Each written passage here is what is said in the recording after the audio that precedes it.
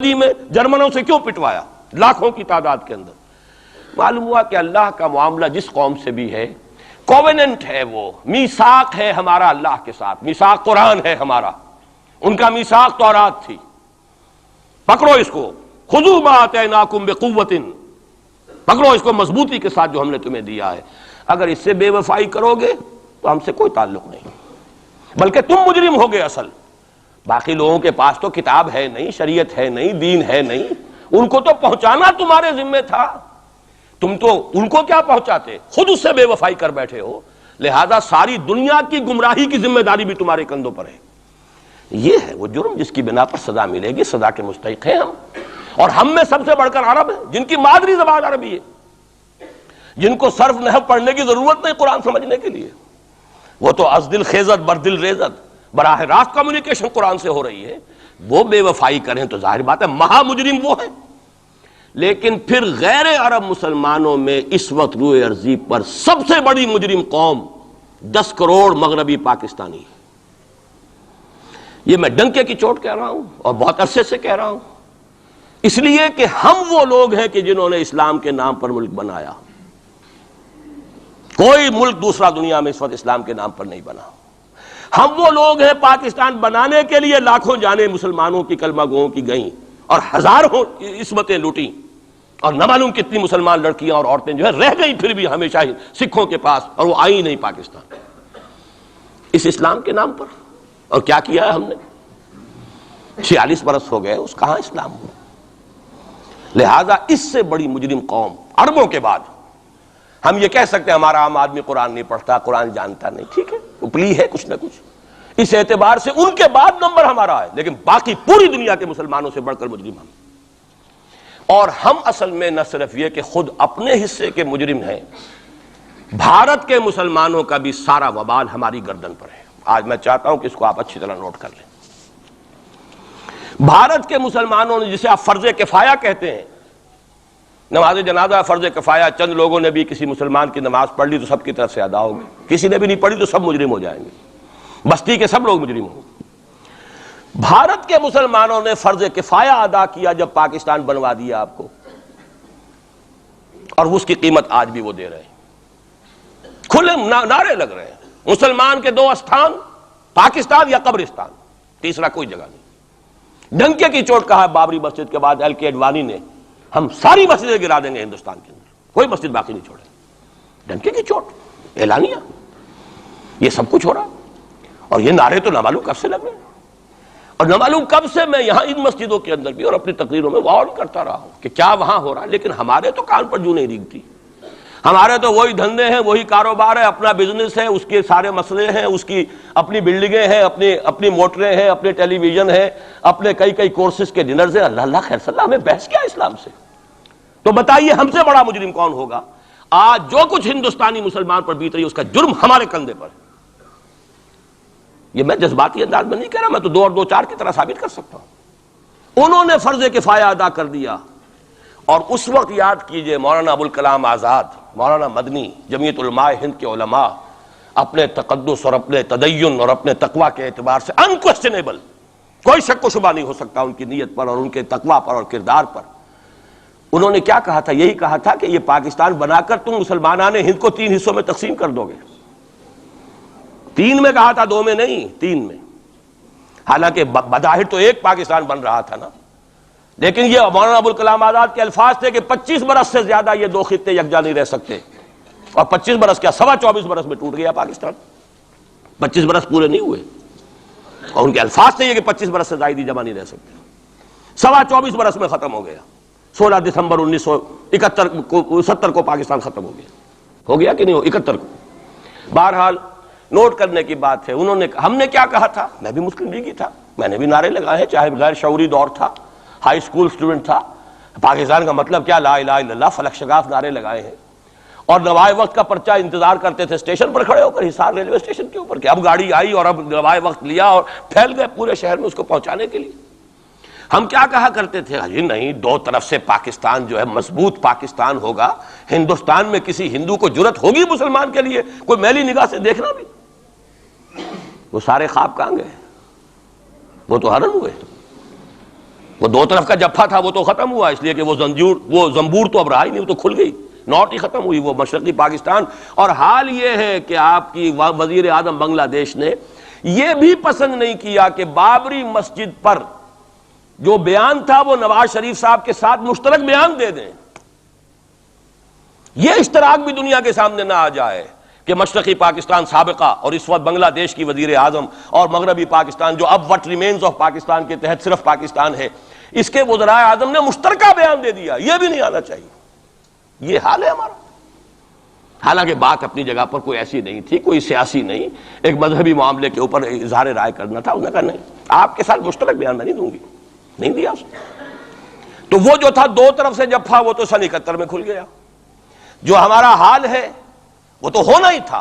یہ ملک بنا اسلام کے نام پر، اس کا استحکام ہو سکتا تھا تو صرف اسلام کی بنیاد پر ہو سکتا تھا، اسلام سے غداری کی، لہذا یہاں تو اب قومیتیں ہیں، یہاں تو اب ایتھنک اور ریجنل اور نہ معلوم کس کس قسم کی اور لنگوسٹک جو ہے نیشنلٹیز ہیں، نیشنلزمز ہیں، وہ جو ایک امت ایک وقت میں بن گئی تھی، ایک قوم مسلم قوم ہندو کے مقابلے کے لیے، وہ تو ختم ہوئی۔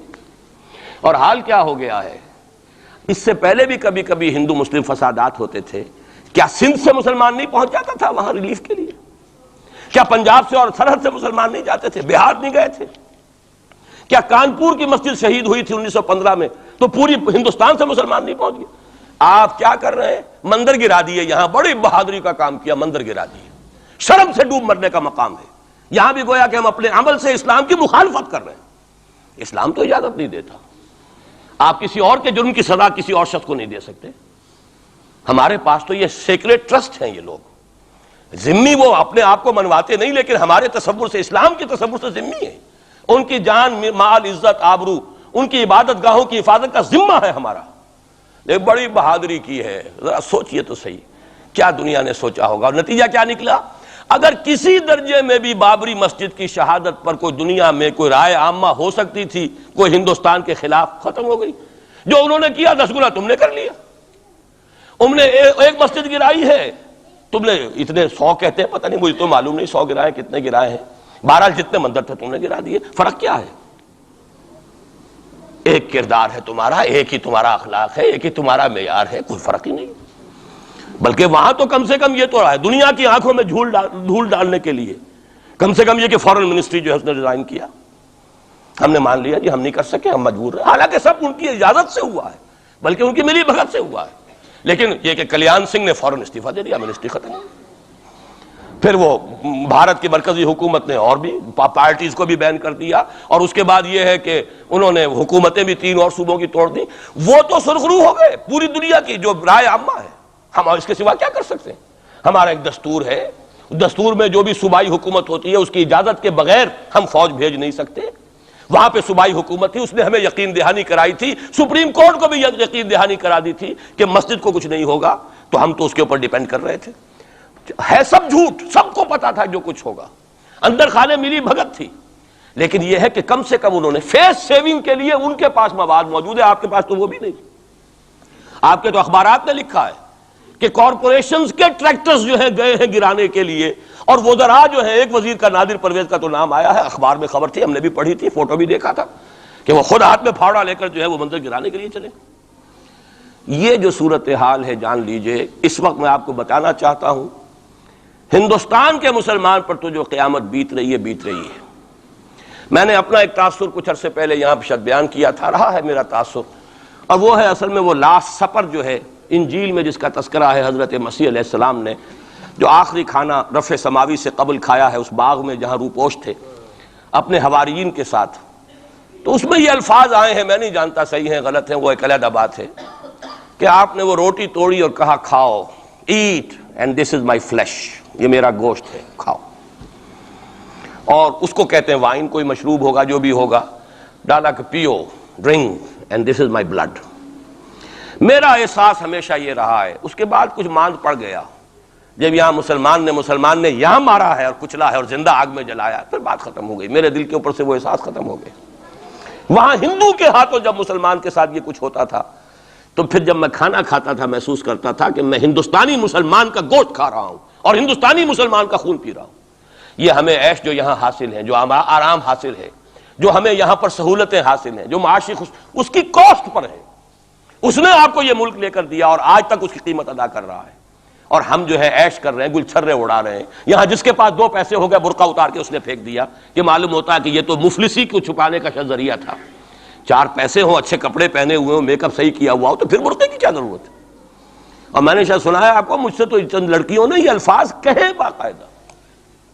میں جب پریکٹس کرتا تھا لاہور میں کرشن نگر میں، تو ایک گھرانے کی، اور مجھے معلوم ہوا کہ ان کے والد انتہائی نیک تہجد گزار. کئی لڑکیاں تھیں بہنیں، ایک ہی تقریباً عمر 200 سے 1.5 سال کی. کبھی وہ آتی تھی کلینک میں میرے تو برقعے سمیت، کبھی آ رہے ہیں تو بغیر برقعے کے. تو میں نے پوچھا یہ کیا تماشا ہے آپ لوگوں کا، کبھی بغیر برقعے کے کبھی برقعے سمیت. صاف جواب دیا، میں ان کے الفاظ کوٹ اینڈ کوٹ میں ان کے الفاظ کوٹ کر رہا ہوں. ڈاکٹر صاحب جب ہمیں کوئی میک اپ کرنے کا، کپڑے بدلنے کا موقع نہیں ملتا تو ہم برقع پہن لیتے ہیں، اور جب ہمیں موقع ملتا پھر ہم برقع کائے کو پہنتے. تو گویا کہ اس کو چھپانے کا ذریعہ برقع ہے، کہ کپڑے میلے ہیں، میک اپ نہیں کیا تو لہذا برقع پہن لیا جائے. یہ ہے حال پاکستان میں اسلام کا جو ہم نے بنایا ہے. تو میں جو کچھ دیکھ رہا ہوں وہ یہ ہے کہ ہندوستان میں تو قیامت، اب وہاں جو آفیشیل فگرز ہیں 1000 1200 کتنے ہیں، لیکن کم سے کم 10,000 آدمی، اور اب یہ چین ہے فسادات کی. کل کے اخبار میں احمد آباد کی تھی، کبھی کہیں ہے کبھی کہیں ہے. اور واقعہ یہ ہے کہ تبصرے یہ ہو رہے ہیں کہ ہندو فنڈامنٹلزم از آن دی رائز.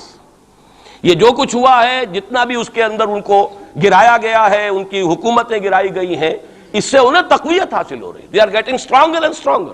کانگریس کے لیے اب اپنی جو ہے جان بچانی مشکل ہے، اور اس وقت سب سے بڑا ان کے لیے جو ہو گیا وہ یہ ہے کہ وہ کمیونسٹوں کی سپورٹ کے بغیر چل نہیں سکتے. اور کمیونسٹ جو ہے وہ ان کی جو اس وقت وہ امریکہ کے زیر اثر جو اپنی اکنامک پالیسیز چینج کر رہے ہیں اس کا ساتھ دینے کو تیار نہیں. تو یہ ڈائلیما ہے. جبکہ ادھر جو ہے وہ بالکل جو ہندو ذہن ہے وہاں کا ریوائولسٹ ذہن وہ پوری طریقے سے قائم. تو اب اس وقت میں اس کے حوالے سے عرض کر رہا ہوں کہ ہندوستان اور پھر پاکستان کو علیحدہ نہ سمجھیے، اس لیے کہ ہندوستان کو اگر انہوں نے مسلمانوں سے یا اسلام سے خالی کرا لیا تو پھر ان کے بعد ان کا ٹارگٹ جو ہے پاکستان تو ہے ہی ہے. ہم تو ان کے ٹارگٹ نمبر 1 ہیں. ذہناً انہوں نے کبھی پاکستان کو تسلیم نہیں کیا. اور ہمارا اب ساتھی ہے کون؟ اللہ پر تو نہ یقین نہ اس سے ہمارا تعلق. جو معاملہ نہ دارت سخن آشنا نہ باشد. اللہ سے تعلق کیا ہے ہمارا؟ اللہ سے کون سی دوستی ہے؟ اللہ کیوں ساتھ دے ہمارا؟ ہم تو مجرم ہیں نمبر 1 اس کے. اور باقی دنیا میں جن پر سہارا تھا، جن پہ تکیہ تھا، وہی پتے ہوا دینے لگے. وہ تو بالکل امریکہ کی پالیسی معلوم ہوتی ہے کہ ہمیں تو ہاتھ پاؤں باندھ کر جیسے ہندو کے سامنے ڈال دیا جائے. کبھی وہ ٹیررسٹ اسٹیٹ قرار دینے کی دھمکی آ جاتی ہے، فیلرز کی شکل میں آ جاتی ہے. یہ فیلرز دیے جاتے ہیں اس لیے تاکہ بات پہنچ جائے. اگر صرف بات اس طریقے سے انڈائریکٹلی پہنچنے سے مطلوبہ مقصد حاصل ہو جائے تو خام خواہ براہ راست کہنے کی ضرورت کیا ہے؟ وہ مطلب تو حاصل ہو. سب نے سجدہ سہو کیا ہوا ہے. ہمارے ہاں ہر ادارہ سجدہ سہو کر چکا امریکہ کے سامنے. Total surrender. اور یہ بات جو قاضی حسین احمد صاحب کہہ رہے ہیں 100% درست کہہ رہے ہیں. 100% درست کہہ رہے ہیں.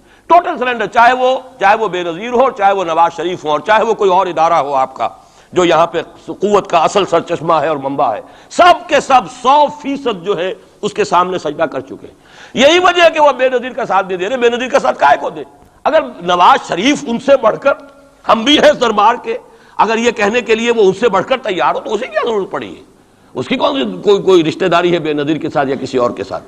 ہاں اگر نواز شریف کہیں کسی جگہ پر بھی کوئی اپنے پاؤں کو گھسیٹتا، ڈریگ کرتا اپنے فیٹ کو، کہیں کوئی رکاوٹ ڈالتا، پھر ٹھیک ہے، پھر اس کو آلٹرنیٹ لانے کے لیے تو کوئی ہے نہ کوئی سوال.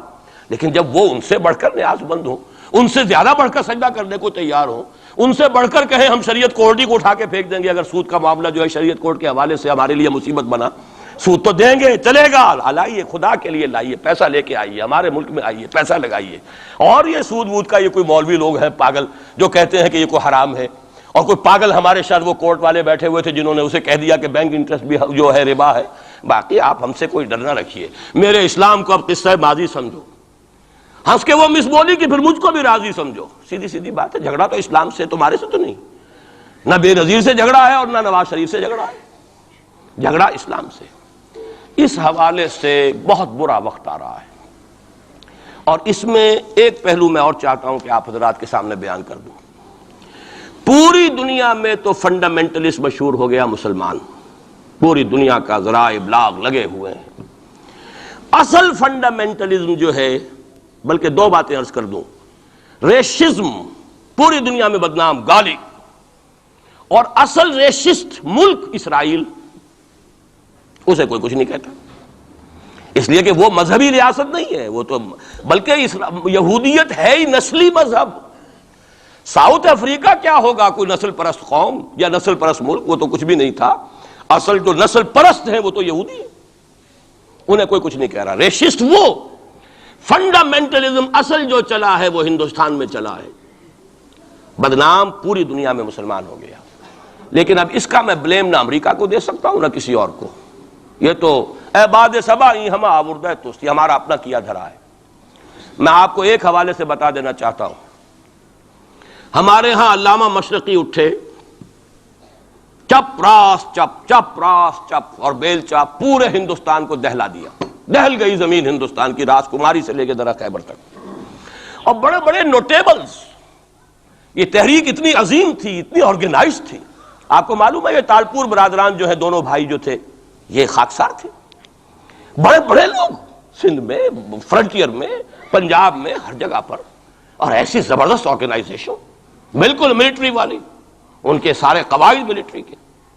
لیکن ہوا کیا، آر ایس ایس 1925 میں قائم ہوئی ہے، اسی کے رد عمل میں ہندو سویا ہوا تھا، انہوں نے دیکھا یہ مسئلہ اٹھ گیا ہے، اتنا زبردست اٹھ گیا ہے، اس زور شور کے ساتھ اٹھ گیا ہے، اس کی چپراس جو ہے وہ زمین جو ہے لرز رہی ہے، اس سے تو اٹھنا پڑے گا نا۔ لہذا باقاعدہ جو آر ایس ایس 1925 میں قائم ہوئی ہے اسی کے رد عمل میں، اور اس مقصد کے ساتھ، ڈکلیئرڈ مقصد، ہندوؤں کو متحد کیا جائے تاکہ وہ بھرپور طریقے سے مسلمانوں کا مقابلہ کر سکیں، ہندو واد آن دی ڈیفینسو۔ لیکن 1925 سے لے کر آج تک کتنے سال ہو گئے؟ 67 برس تک ایک جماعت کا حوصلہ دیکھیے، اس کا ظرف دیکھیے، آج تک سیاست میں حصہ نہیں لیا، پاور پالیٹکس سے کوئی تعلق نہیں۔ 67 لانگ ایئرس، اتنی فالوئنگ ہے کہ ویسٹ میں تو اتنی موٹی موٹی کتابیں چھپی ہیں، شکاگو یونیورسٹی سے اتنی موٹی کتاب تھی، برادرہڈ ان سیفرن، آر ایس ایس کے اوپر ڈاکومنٹ، 25 لاکھ ان کا اس وقت کارڈر موجود ہے جو کہ ان کا ٹرینڈ ہے والنٹیئر۔ لیکن وہ جماعت الیکشن میں نہیں آئی، کچھ اپنے اثر تحت کچھ اور لوگوں کو لڑو، اور آپ نے نام بھی نہیں سنا ہوگا، اس کے 3 امیر یا گرو جو ہیں گزر چکے ہیں، تیسرا ہے اس وقت۔ پہلا ڈاکٹر بالی رام ہیجواڑ، کسی نے نام سنا آج تک؟ کوئی پرسنل پبلسٹی کی کوشش کی، اس نے کام کیا۔ دوسرا مہادیو گولوالکر گرو جی، کسی نے نام بھی نہیں سنا ہو۔ اس وقت کون ہیں؟ بالا صاحب دیورس۔ یہ 3 ان کی عمارتیں کہہ لیں یا جو بھی کہہ لیں، خلافتیں ہیں جو آئی ہیں، اور ایسا منظم نظام ہے، لیکن کہیں سیاست میں حصہ نہیں۔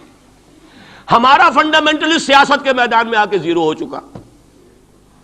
پہلے تو علامہ مشرقی اٹھے تھے، وہ تو ویسے ہی ایک جوش کے اندر آ کر ایک خاص جذباتی کیفیت میں اپنی موومنٹ کو کال آف کر کے بیٹھ گئے۔ 10 لاکھ آدمی، غالباً 10 لاکھ کی فگر تھی، 10 لاکھ یا 1 لاکھ جتنے بھی تھے، میں فگر کے بارے میں نہیں کہہ سکتا، دلی میں جمع نہیں ہوں گے تو میں پارٹی کو ڈسبینڈ کر دوں گا۔ وہ چند افراد کی کمی رہ گئی تھی اس فگر سے، تو اسی غصے میں آ کر پارٹی ڈسبینڈ، ختم۔ اب وہ خاکسار ہمارے ہاں تو رہ گئے، کبھی کسی خاص سیریمنی کے موقع پر کچھ سلامی دینے کے لیے چپراس کرتے آ جاتے ہیں بیچارے، وہ ان کے تو کوئی نام و نشان بس اس معنی میں ہے کہیں، اللہ اللہ خیر سے۔ اصل فنڈامنٹلسٹ آرگنائزیشن جماعت اسلامی ابھری، لیکن اس نے پاکستان میں آتی پاور پالیٹکس کے اس کے اندر اپنے آپ کو دفن کر کے زیرو کر دیا۔ وہاں یہ معاملہ چل رہا ہے، یہ ہے اصل میں جو فرق آپ کو سمجھنا چاہیے۔ یہ 1925، یہ جو دوسری جماعتیں ہیں، وی ایچ پی ہے، وشوا ہندو پریشد، یہ اس کی ایک ذیلی تنظیم ہے، جیسے جماعت اسلامی کی ذیلی تنظیمیں ہیں اسی طرح کی ذیلی تنظیم ہے۔ آر ایس ایس خود کبھی نہیں آئی پالیٹکس میں، اور 2 مرتبہ تاریخ میں اس کو بین کیا جا چکا ہے ہندوستان میں، چونکہ آر ایس ایس کا آدمی تھا جس نے گاندھی کو ایسیسینیٹ کیا تھا 1948 میں، دی پارٹی واز بینڈ۔ اس کے بعد جب اندرا گاندھی کا دور آیا ہے وہ ایمرجنسی کا، اس میں بھی پارٹیز اس نے بین کی تھی، آر ایس ایس بھی بین ہوئی ہے، لیکن ہر مرتبہ پہلے سے زیادہ ابھر کر آئی ہے وہ۔ اور آج یہ سب کے سب وی ایچ پی والے، بی جے پی والے، یہ سب در حقیقت آر ایس ایس کے آدمی، اور یہ ان کا ڈکلیئرڈ ایم اب بن چکا ہے، اور حالات جو ہیں ہم اس سزا کے بالکل مستحق ہو چکے ہیں۔ اسیاں سے کبھی ہم نے کنارہ نہ کیا، لیکن تیری رحمت نے گوارا نہ کیا۔ یہ تو ہو سکتا ہے اب بھی ہم اسی اللہ کی رحمت پر تو ادھار کھا سکتے ہیں، لیکن واقعہ یہ ہے کہ ہم اس سزا کے بالکل مجرم ہو چکے ہیں اور مستحق بن چکے ہیں، اور نظر یہ آ رہا ہے کہ اب حالات ہمارے لیے زیادہ سے زیادہ پیچیدہ سے پیچیدہ، مشکل سے مشکل، اور زیادہ سے زیادہ جو ہے گمبھیر ہوتے چلے جا رہے ہیں۔ بھارت میں ہندو فنڈامنٹلزم بڑی تیزی کے ساتھ ایک طوفانی شکل کے اندر آیا ہے، اور بھارت میں تو مسلمان تنظیم کوئی ہے ہی نہیں۔ آپ کے شاید علم میں آیا 2 جماعتیں بین کر دی، جماعت اسلامی بین۔ جماعت اسلامی بھارت کی جو اصل جماعت ہے وہ تو ایک علمی کام کرنے والی، دعوتی کام کرنے والی، قرآن مجید کے تراجم شائع کی سیاست میں تو ہے ہی نہیں ہوا، لیکن یہ کہ اس کا اور سوال ہی پیدا نہیں ہوتا ٹیررزم کا یا کسی درجے میں بھی کوئی اس طرح کی ایکٹیویٹی جماعت اسلامی، لیکن وہ ہے نا کہ وہ ترازو کا ایک پلڑا اگر ادھر 3 کو بین کیا تو ادھر بھی 2 تو ہوں کم سے کم، وہ جماعت اسلامی بھی بین ہوگی۔ ہاں کشمیر میں جماعت اسلامی کا ایک رول ہے، لیکن کشمیر کی جماعت اسلامی علیحدہ جماعت اسلامی ہے، وہ ہندوستان کی جماعت اسلامی سے اس کا تعلق نہیں ہے۔ جیسے پاکستان کی جماعت اسلامی، مشرقی پاکستان یا بنگلہ دیش کی جماعت اسلامی، ہندوستان کی جماعت اسلامی اور کشمیر کی یہ 4 علیحدہ ہیں بالکل، ان کا آپس میں تنظیمی رابطہ کوئی نہیں۔ کشمیر کی جماعت اسلامی یقیناً ہے، اور یہ سمجھتا ہوں میں، اور یہ صحیح بات ہے، بعض تبصرہ نگاروں نے لکھی بھی ہے کہ اصل میں اس وار سے انہوں نے کشمیر کے مسئلے میں جب یہ بین کیا ہے وہاں کی 3 ہندو جماعتوں کو، تو اس کے ساتھ ہی 2 مسلمانوں کو ایک لپیٹ میں لے کر پارٹیز کو، تو کشمیر میں جو جماعت اسلامی چونکہ ابھی تک وہ بینڈ نہیں تھی، اور جماعت اسلامی کا آرگنائزیشنل جو ہے بیکنگ مل رہی تھی حزب المجاہدین کو، جو وہاں پر جو بھی اس وقت جو جد و جہد کر رہی ہے، لہذا اس کو کمزور کرنے کے لیے کیا ہے۔ لیکن یہ کہ ہندوستان میں کوئی مسلمانوں کی لیڈرشپ ہے ہی نہیں، سارے قائدین تو پاکستان بنا کے پاکستان آ گئے تھے، رہ تو گئے تھے وہاں پہ وہی جمیعت علماء ہند کے لوگ، اس وقت بھی سنبھالا ہے تو انہوں نے سنبھالا ہے، مولانا حفظ الرحمان سہاروی نے سنبھالا ہے، مولانا ابوالکلام آزاد نے کچھ سنبھالا دیا جتنا بھی دے سکے ہیں، باقی مسلم لیگی تو سبھی آ گئے تھے، وہاں سے رہ کون گیا تھا؟ لے دے کر مدراس میں کوئی 1-2 اور کیرالہ کے اندر، کیرالہ میں البتہ یہ کہ راشٹریہ سیوک سنگھ کے مقابلے میں مسلم سیوک سنگھ قائم کیا گیا، اور وہ کام بہت اچھا کر رہے تھے، لیکن یہ